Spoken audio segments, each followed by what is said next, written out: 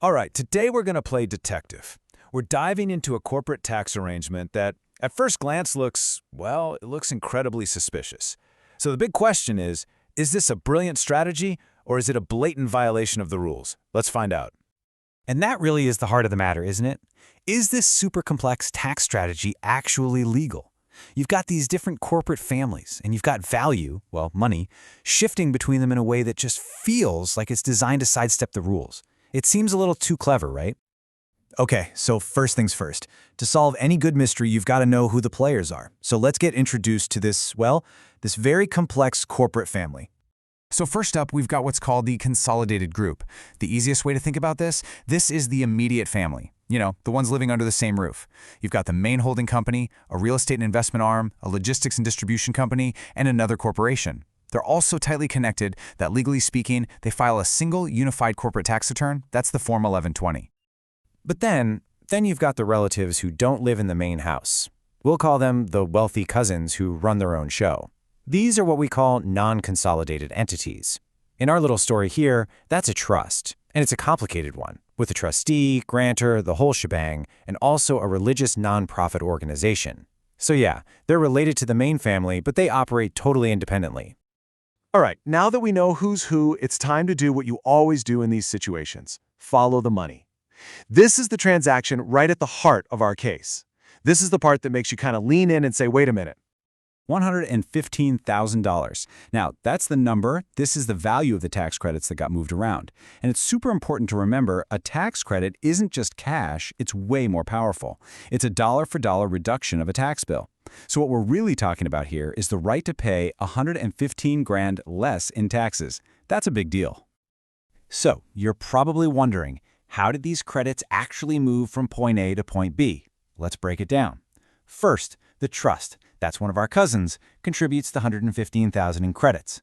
Then, the holding company, which is part of the immediate family, receives them. And here's the kicker. The whole thing is structured as a partnership arrangement.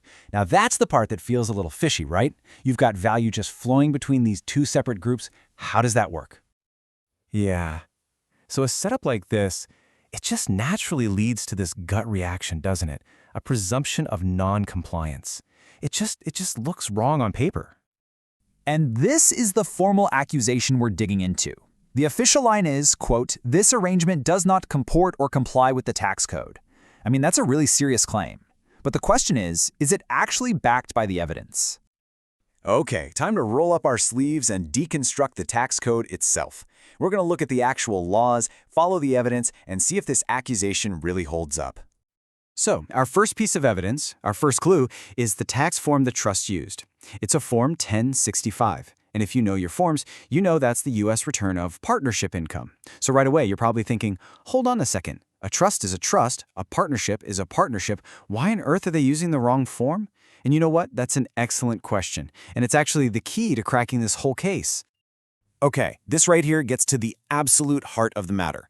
A trust, yeah, it typically files a Form 1041. But, and this is a huge but, the tax code allows it to engage in business activities. And when it does that, it can actually act like a partnership and use a Form 1065. So the crucial point, the thing to remember is that the form isn't about what the entity is, it's about what the entity is doing.